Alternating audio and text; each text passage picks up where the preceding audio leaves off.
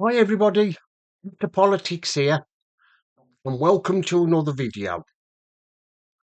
Visa overstayers thinks Britain is soft. Well, we all know we are, don't we? These visa overstayers are think that Britain is soft. The reason why we're soft touch is because previous governments have allowed this to happen. Have allowed migrants and overstayers to remain in the country when they shouldn't be, especially the overstayers. They should have been removed. But of course, previous governments have just let them stay. The likes of Tony Blair, after all, he started all this. And then we had the Tories, who were no better. We had David Cameron. He claimed that he could get migration down to tens of thousands. That turned out a complete lie. And then we had all the other Conservative prime ministers after him: Theresa May, Boris Johnson, and we won't mention Liz Truss because she wasn't in the job long. And then we had Rishi Sunak, and of course now we've got the biggest prized prat of them all in Downing Street, Keir Starmer. And according to the latest figures, the Home Office have no clue of how many overstayers we have in the country. The incompetent Home Office, who are the cause of all this, with their obsession with wokery, woke Home Office, and those who work at the Home Office, the civil servants, they seem to be obsessed with letting all these migrants into the country and letting overstayers stay. It's the Home Office is not fit for purpose, as John Reid said when he became Home Secretary. He said that they was not fit for purpose. It's time they were shut down, and it was time we had something else to replace it, which is not well. But of course, Dharma is human rights lawyer, isn't he? And he probably backed the Home Office, the civil servants who work in the Home Office, to block every attempt we've made to remove these people. And of course, you know the trouble the civil servants caused for the Conservatives when they were in government. They tried to get these Rwanda flights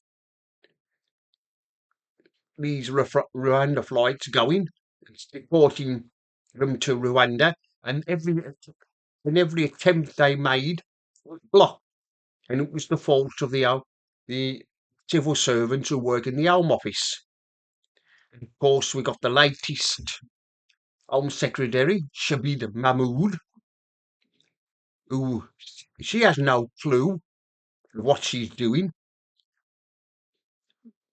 But yes, the Home Office have no clue of how many visa overstayers overstayed their visas. Instead of enforcing the rules and removing them quickly. But of course, they won't remove them because these overstayers are now in working in the black economy. And of course, they've lost track of them, and they can't find them. It'll be impossible to find them and deport them. And of course, some of these overstayers are of Pakistani and Indian origin, so they will probably end up being protected by them, and being possible for the border force to find them and deport them. And of course, the government will just probably give up, and they'll probably say that, give them an amnesty and say, you can stay, we won't deport you. This is why Britain is so attractive to these people. We make life so easy for them. When they arrive, they're put in hotels, and when we try to deport them, we can't. The deportation is either blocked by, well, judges, or of course we've got the human rights lawyers representing them, and they come up with stories, tell their clients to spin a few yarns, and with an excuse to say they can't be reported. The usual excuse is they say that if they try to return to their country of origin, their lives will be in danger if they return. And of course, woke judges, well, they believe them, and they say they can stay. And then we're lumbered with them.